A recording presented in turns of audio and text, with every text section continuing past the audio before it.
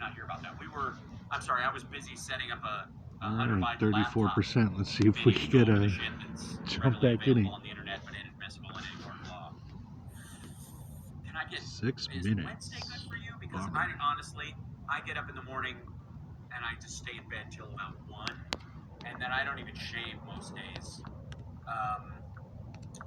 I mean, it's a congressperson or whatever.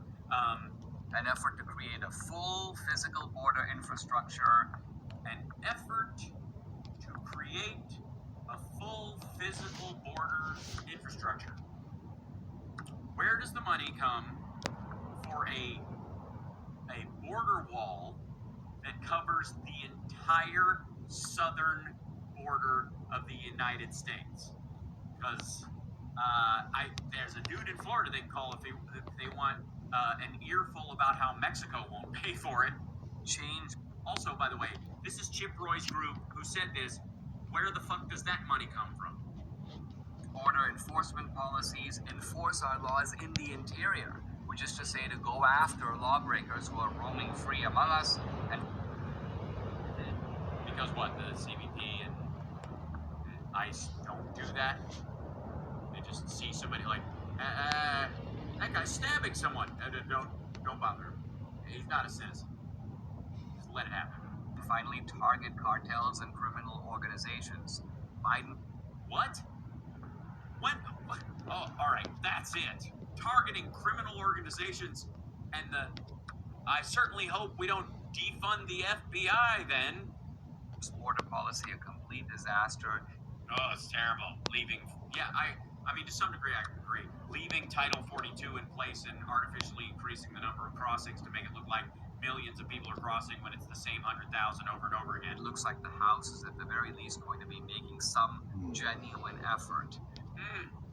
At the very least, making some genuine effort. Well, House Republicans, I'd like to remind you to lift with your knees. That's right. Oh, dude, what the get fuck? A partner. There's no shame. It's heavy. That was the dumbest thing you could have done. Some semblance of genuine effort. Oh, it's so good. I mean, Oh, at least that's we're fun. going to try to put forward something that looks like it's actually something, even though it's nothing, because it takes a lot of work to make nothing look like something, and they're working very hard at that. They're not working smart, but fuck you. To challenge all this. COVID mandates will be ended, as well as all funding for them, including...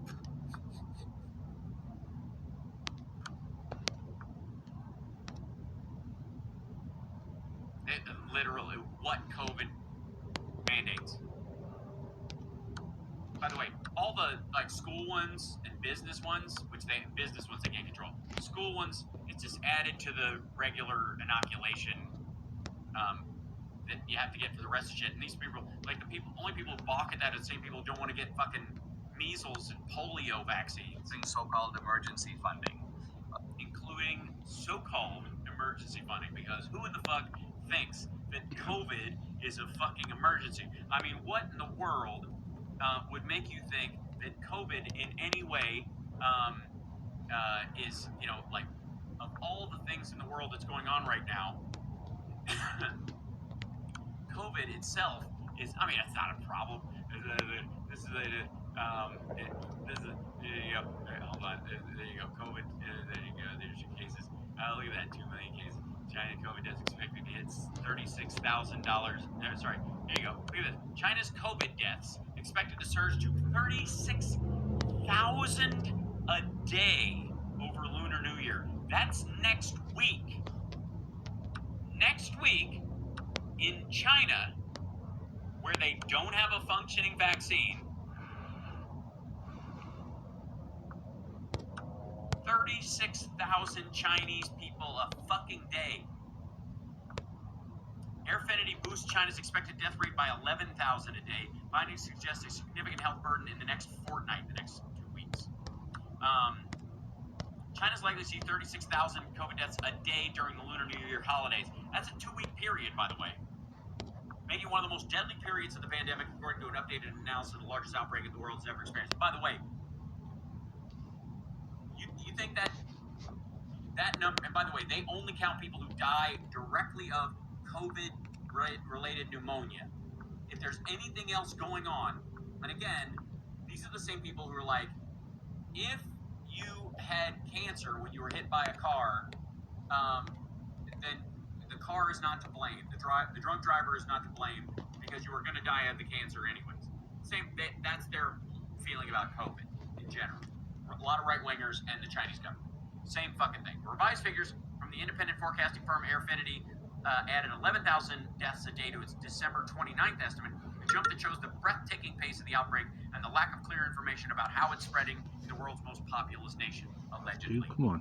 World's most populous nation. The update is based on data from China's regional provinces combined with rates Oh, he's seen in gonna other try to COVID wait zero it out. countries after they first lifted Little restrictions. bitch. The London-based research firm said China will likely experience a longer, more severe COVID wave. That was the other thing. A lot of these people thought this would be fucking over, that it would peak right now, and it would be on the fade. I don't know where the fuck people thought this. Like, I could not understand the logic in any of this.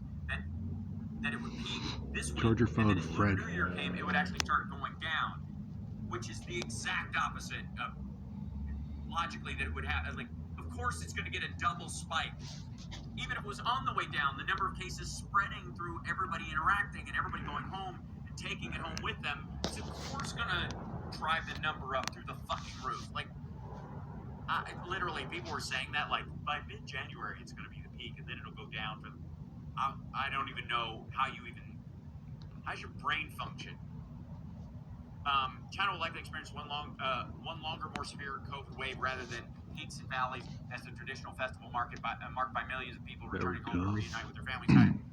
Fuels high levels of virus transmission, according to the predictive health analytics company that's been tracking the pandemic. Our forecast estimates a significant burden on China's healthcare system for the next fortnight, said Matt Lindley, Airfinity's analytics director. It's likely that many treatable patients could die due to overcrowded hospitals and lack of care. And by the way, I talked about this at the beginning of fucking lockdown. Remember in the fall of 2020, those of you that have been with the show for any length of time will remember us watching this shit as someone who was just in China months before.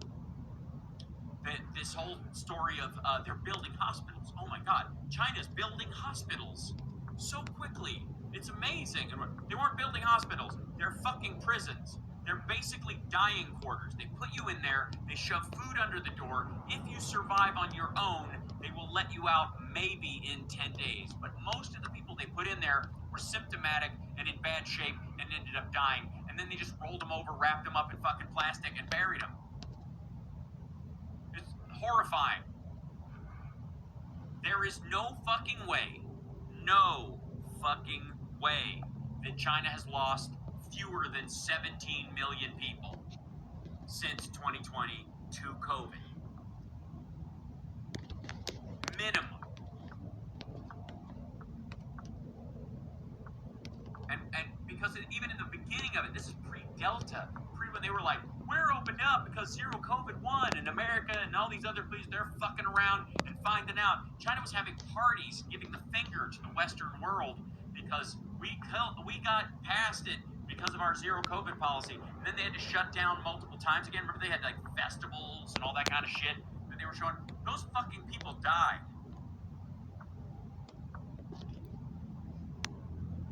It's 20 million cell phones went offline in 2020. Chinese people pay for everything with their fucking phones. They use like Weibo and WeChat. They use WeChat Pay to pay for food and stuff. There's little QR codes and little kiosks, or any fucking guy with a cart. You can pay with it. You don't need cash. You just pay for everything that way. And that phone number is your fucking life. It's like passports or driver's license just evaporating. 20 million phones in 1 year went offline. Now, did some people dump their shit, move back home, and didn't contact anybody, or didn't want the government to know where they were so they wouldn't get caught in a lockdown? Absolutely. That's about a quarter of those fucking people. So 15 million of those people, where the fuck are they? I'll tell you where they are. They're under 3 feet of dirt, most of them. Tragic era in Sino history. No question. Just like fucking heartbreaking. It's all a lie. Anybody who's like, they 4,000 fucking people in a country of 1.4 billion are Are you out of your fucking mind?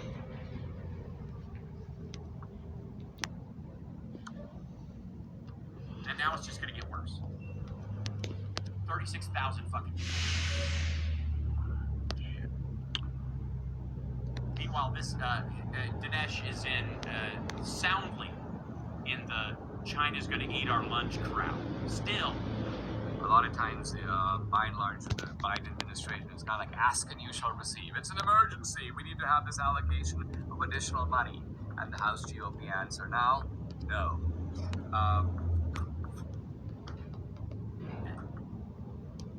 They're honest to God. There's any funding for COVID stuff, but for another huge outbreak that, by the way, Republicans would be fucking straight in line with in a lot of these districts. On the down low, by the way, they would cut deals and vote yes and then just run out of the fucking room. Because, you know, and the Freedom Caucus would vote no, but they'd be outvoted by the people in their caucus just because that would make me like, look, I can't vote yes for this and get reelected. You're in a purple district. You can. Can you vote yes for me? And I'll owe you later. There's going to be those kind of fucking. It's like the Republicans, the Freedom Caucus are like buying people's normal votes in the regular Republican House caucus like they're carbon credits. Budget bills don't automatically defer to a kind of extension of the debt ceiling. In other words, spend as much as you want. If we don't have the money, we don't have the guts to raise taxes to get it. Okay, asshole. No. Democrats have the guts to raise taxes. This is the same shit Chip Roy was saying. And and when he says we don't have the guts to raise taxes, he means Republicans. Specifically. We'll just raise the debt ceiling. No. There are a whole bunch of Republican congressmen now that want to put a rein on spending. Look, the United States is... Again, if you want to put a rein on spending, put it on the next one. Say, put forward your budget that says, because of this budget, we won't have to raise the debt ceiling. And we're working hand in glove with everybody else. And this is the thing, we have the votes to pass this. Holding the debt ceiling hostage is not that. That is just shit that was passed before. Same thing like in the first year of the Biden administration, and quite frankly, in the second year, a lot of the carryover from it, from all the expenditures made during Trump. $7 trillion added to the national debt during Trump's years. and by the way, a large portion of it to patch holes in the economy because of COVID again, which is like money printer go burr fuckers can just piss off. It's a very rich country. We can spend a lot of money, but there is a limit. Go burr. What is it? What's the limit? Because what's Trump's limit? What is it? What's his GDP to debt ratio? What do you think?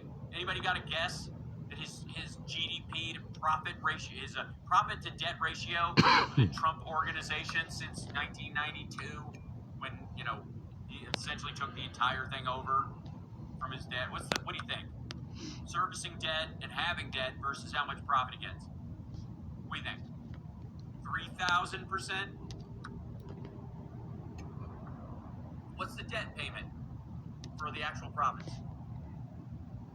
If you're going to talk about GDP versus national debt, and like it's a crisis, we're at 126% or something like that. Most households are at like 150% because your house, your mortgage, and all that stuff, that's a liability. You might feel like it's an asset until it's paid off or it makes more money so that it's worth more than your down payment.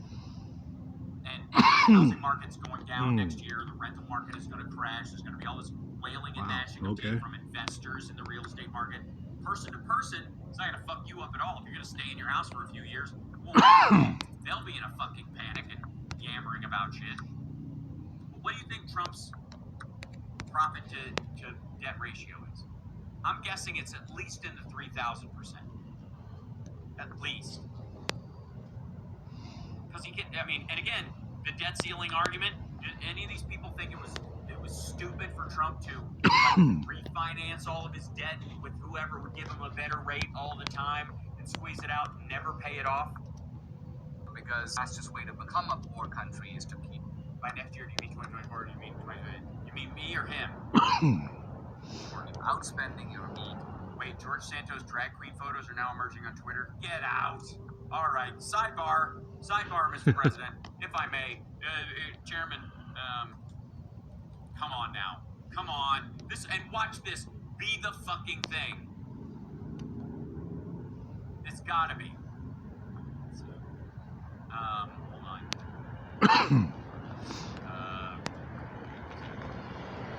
This should be fairly Santos. Drag. They should photos.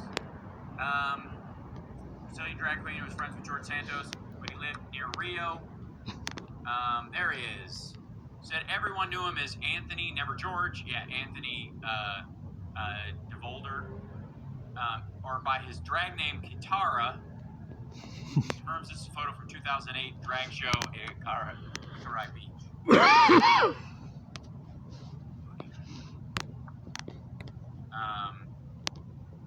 Ran as far right Canada. Drag is beautiful. Boxing, anti-drag, anti-trans, bigotry or not.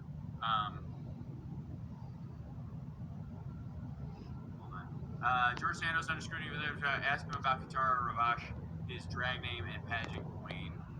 There he is again. Is that him here? Yeah. That's supposed to be him early on. That looks. A Republican drag queen elected to go.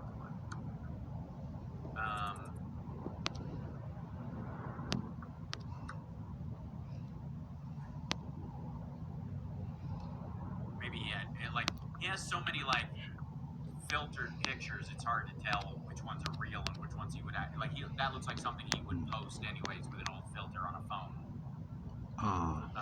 Report: George Santos performed in drag in Brazil.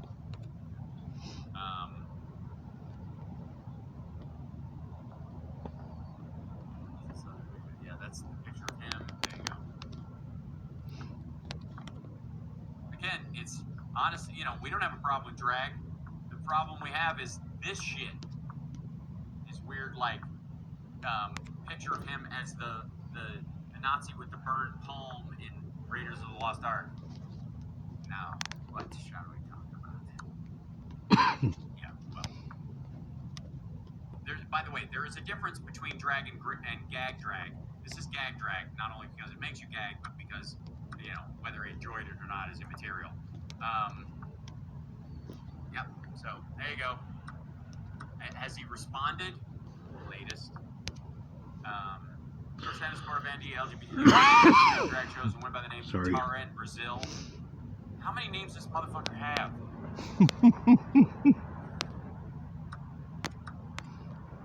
Steve's replacement, joining the gas stove. Close where she looks like George Santos in drag. There's a case there.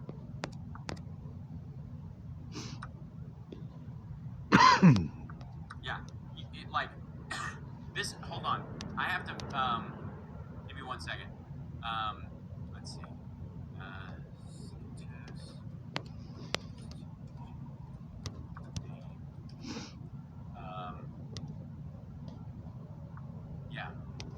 Yeah. This is fucking amazing. Can I just do this real quick while we're on the Santos tip for 1 second? Santos used a fake Jewish last name to raise money on a GoFundMe page. The name was, where is it? Whoever lived in Santos told Antico Tuesday Santos used several aliases during their time as roommates. Maureen Parker said he primarily knew Santos, who was listed name as George Anthony DeVolder Santos, as Anthony DeVolder. The roommate said Santos also referred to himself as Anthony Zabrowski, a name the now New York congressman reserved for a GoFundMe venture called Friends of Pets United. That's the one where he raised money for a dog and then never used it. The dog died. Zabrowski and variations of the name are common among Ashkenazi Jews. Maureen Parker told CNN he would say, "Oh well, the Jews will give more if you're a Jew," and so that's the name he used for his GoFundMe. That part right there, that was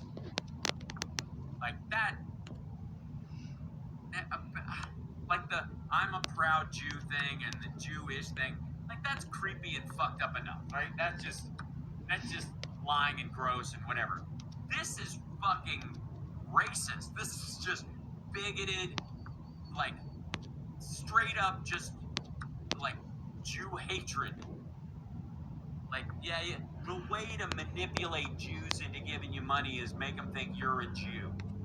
fucking hell. And by the way, this is exactly why Mike Pillow wears a cross in all of his advertisements, because he's trying to sell to Christians who go, oh, look at him proudly wearing his cross when you're not supposed to, which nobody gives a rat fuck. It's branding.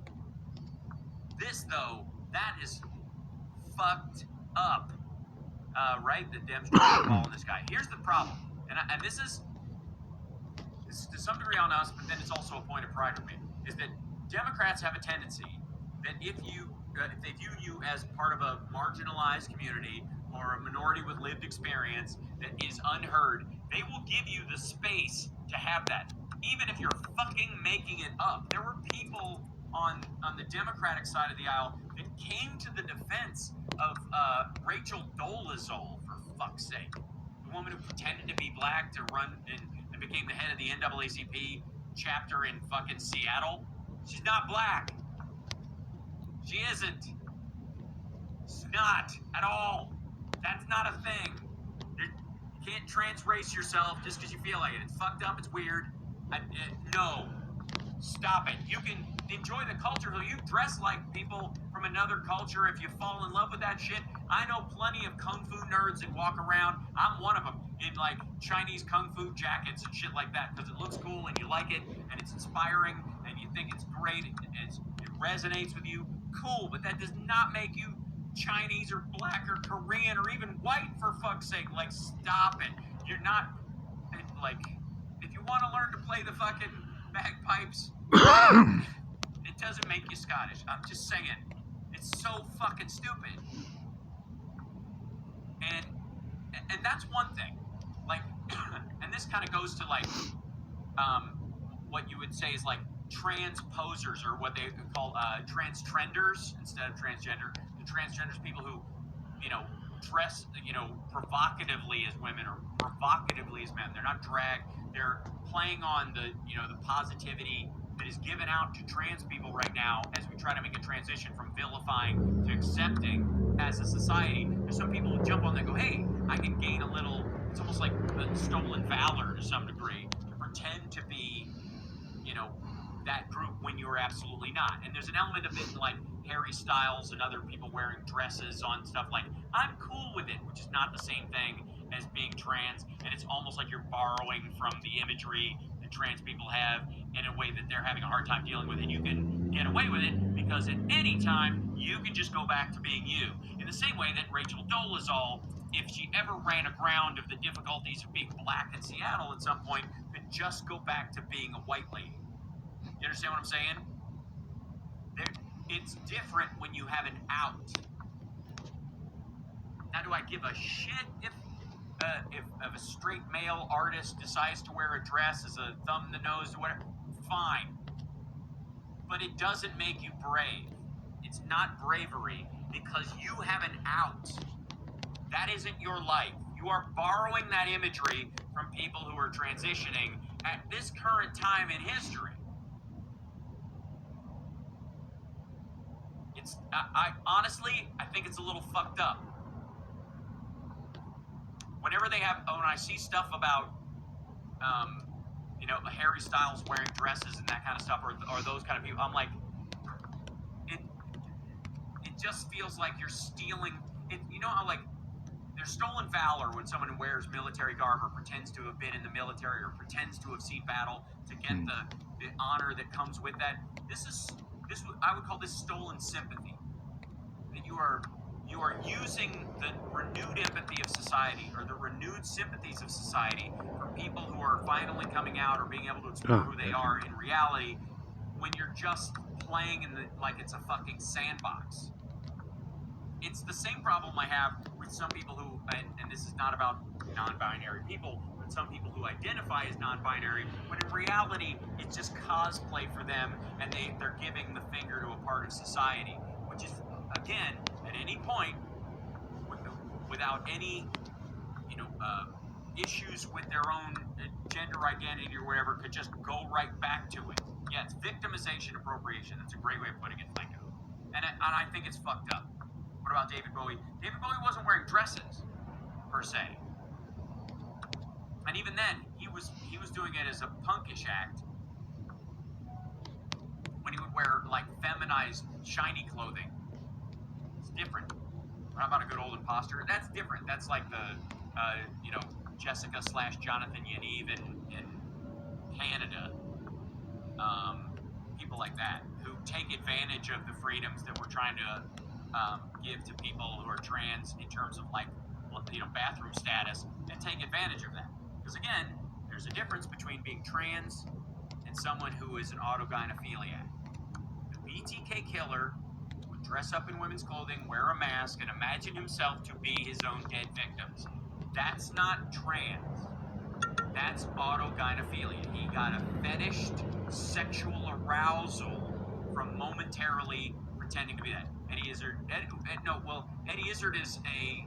views himself as a crossdresser, did for years. He was a transvestite and identified it as such. So he was very forward in who he is. He believes himself to be transgender, but only because the word has moved mostly in his lifetime, I think. So it's hard to say. It's up to him. But insofar as I think he's toyed around with other pronouns a couple of times, but he's basically gone back to it. But I think we can all understand the difference, right? And so in making room for trans people, for example, it's very important that we do, but we don't let non-trans, not trans at all, people who are autogynephiliacs, people who get a fetished excitement out of being perceived as or perceiving themselves as the other sex, because that's rooted in a lot of deeper, often violent perversions.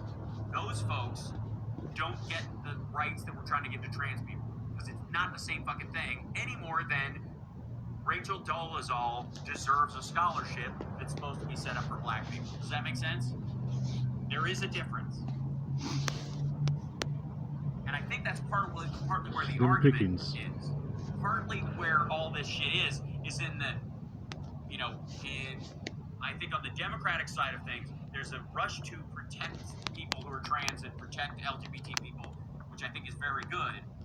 But with it comes the expense of allowing anyone who simply says they are to qualify, when many of them either mean ill or are not trans at all. And that distinction is not wrong. It's just, it's a fine point. Trans people will tell you this, that, again, there's a difference between Rachel Dolezal and a black person, same way there's a difference between BTK, cross-dressing for sexual purposes, and a trans person who's really dealing with a gender transition. It's different. And acting like there isn't, and acting like, well, no one who says they are would ever be lying, does a disservice to trans people. In the same way that allowing somebody like Rachel Dolezal to get away with, getting a scholarship or some small business loan meant for minorities would be wrong. Get it? Does that make sense? Are you clear? Yeah. So, anyways, yeah, this whole thing though, and this is, I think, in some ways that there's a huge difference. There's a leap in this languaging. It is one thing to say you're Jewish and lie about being Jewish, just for the sake of, maybe you wish you were, or maybe you want to make friends and you're just stupid. Beyond the fact that the root of his reason for saying that, what was the reason that he said he was Jewish, or that he had family that were in the Holocaust and shit like that? This is the reason. Oh well, the Jews will give you more money if you're a Jew. That, if that statement is at all true, that is an order of magnitude worse than the stupid Jewish quit part. And it shows the intent behind pretending to be Jewish was not just socially awkward, trying to ingratiate yourself into a community you find yourself surrounded with. Like, yeah, what are you guys talking about? Sports? I love sport ball. What's the game that, they get in the net? Hey, right, break through the goalposts. That's what I was saying. Like, where you're just trying to suck up because you can't make friends and you don't know anything about what people are talking about, and going, watch this, I can bullshit these assholes into handing me their wallets. That's a whole different game, especially when it's based on race or religion. Fuck that dude. All right, here we go. Back to where we were, because no doubt the mess will come to the defense of George Santos. Means to keep raising the deficit and the debt, which has now reached gargantuan astronomical levels. It's not astronomical at all, unless you consider the American economy to be reaching astronomical levels, because it's 150%, 120% of GDP, so 100% of that must certainly Oh, be that's fucked. astronomical. Oh, shit.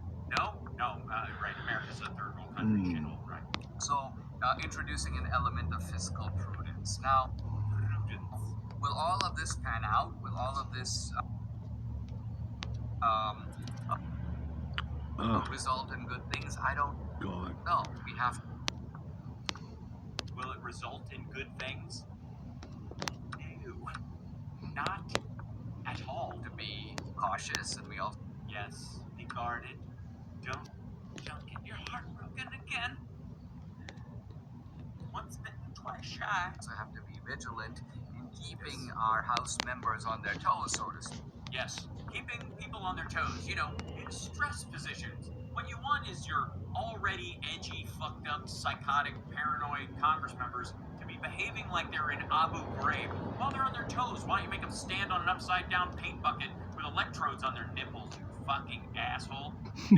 I have many of you may know, I have a chip on my shoulder about keeping people on their toes or holding their feet to the fire.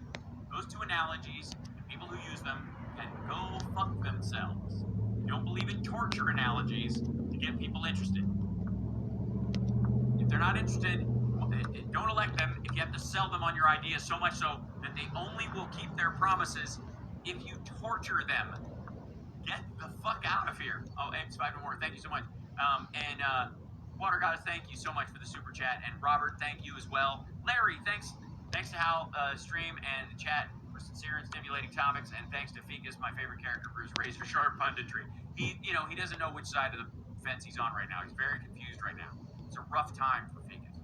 Because, and I think the House Freedom Caucus is going to try to make sure that these concessions, these agreements, these deals made by McCarthy are in fact kept and are enforced. You think that they're going to try to keep them to that? How successful do you think they're going to be, considering they are no longer needed?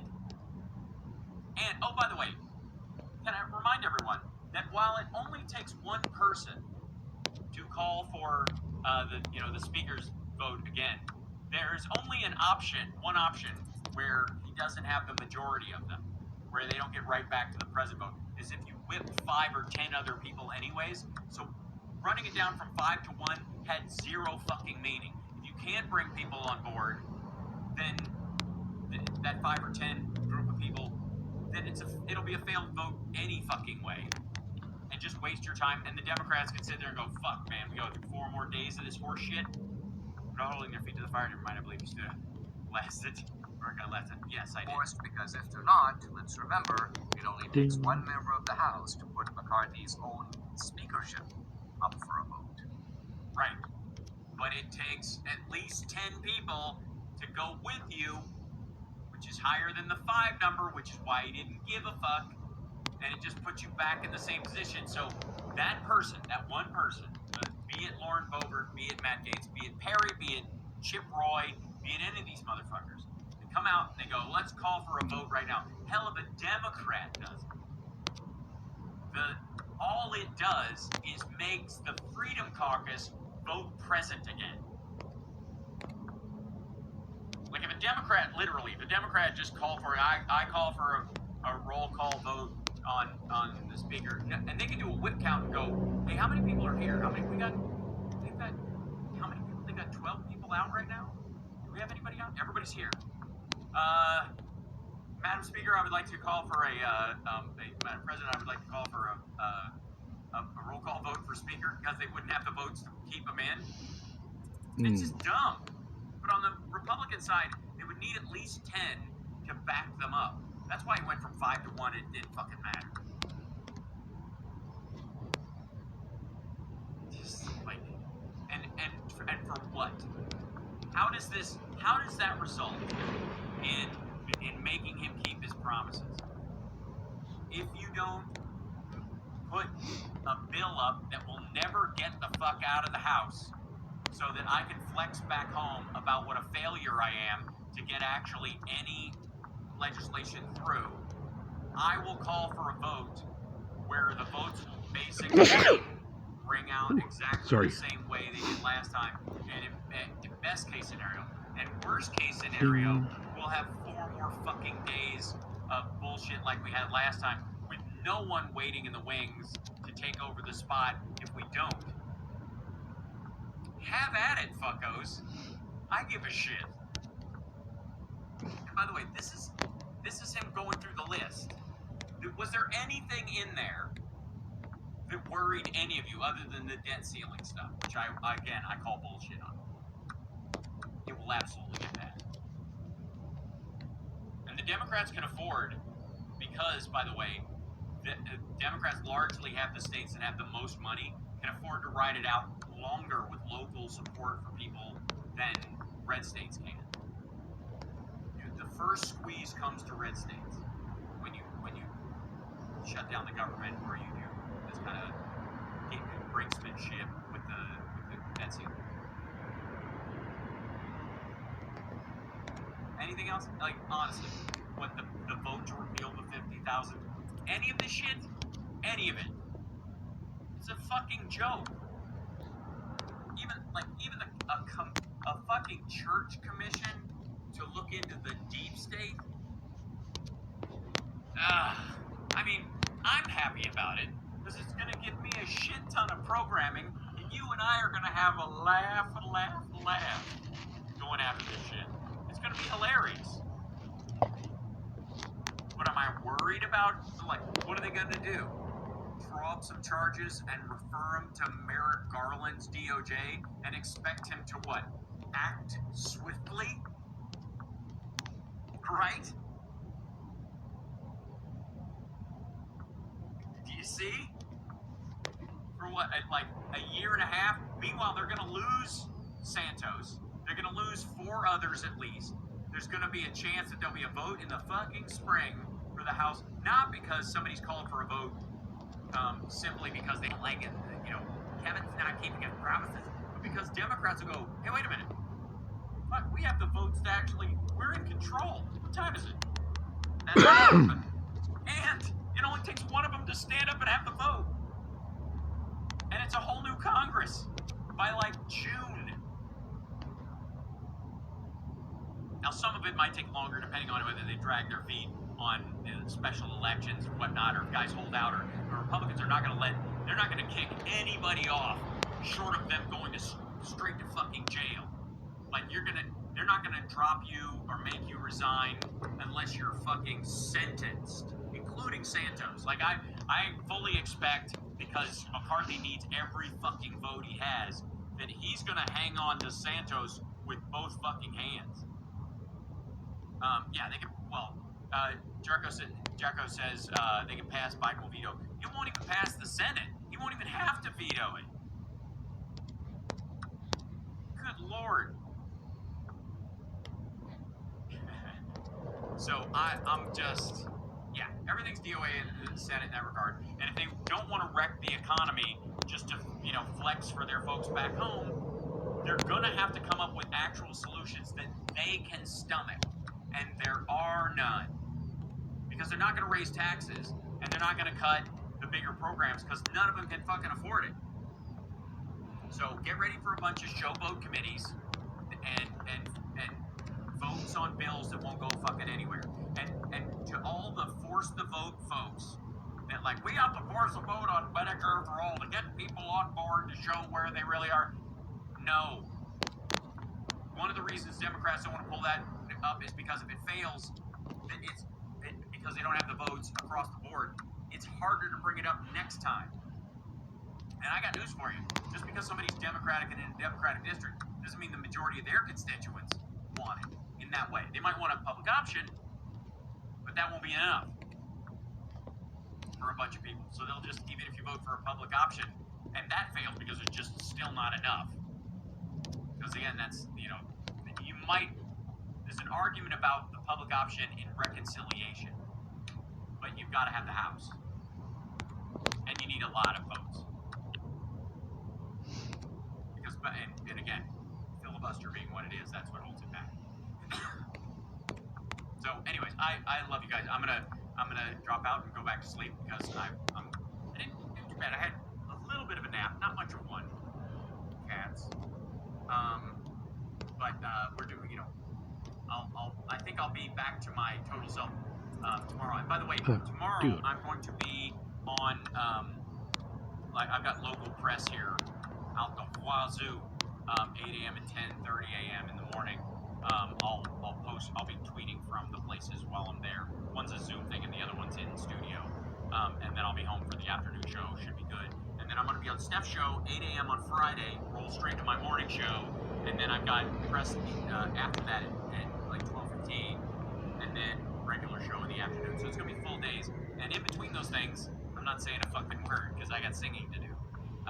Anyways, and thanks to everybody who came out to the jam. The next one, by the way, is February 14th. If you're making Valentine's Day plans to be in Los Angeles or you're in the area, the big thing they're going to do is like dinner at the Rainbow, and then everybody walks down to the whiskey for the show, and it's going to be like love songs and anti-love songs. I think we got a ping pong. We got to do like, you know, I believe in a thing called love, and like I want to know what love is, and then I want to know what love is. love bites. You know what I mean? Like Vaseline. It's gonna be good. Yes, 4 o'clock p.m. p.m. Pacific time tomorrow, and you know, on Thursdays it's 4 o'clock, and then regular shows on Saturday, even though I'm doing all the other stuff. And it should be good. Should be good.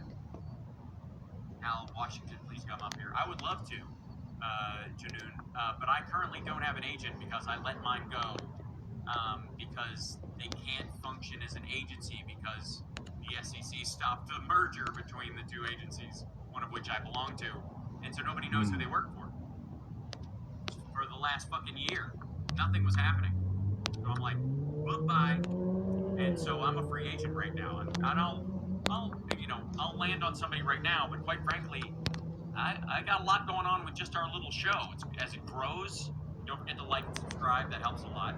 As it's been growing, it's, you know, my dance card is pretty fucking full, I gotta say. So, but soon enough, we will. We'll find somebody, don't worry.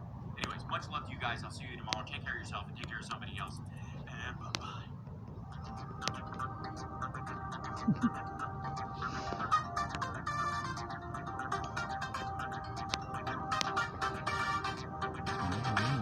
Oh, asshole.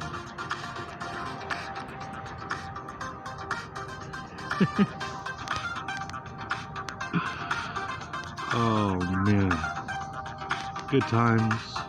Surprised the battery held up as well as it did. Alright.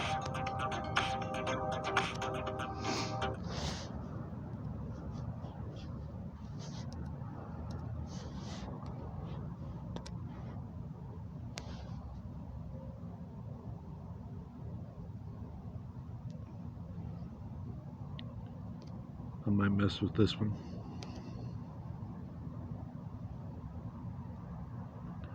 We'll see you then.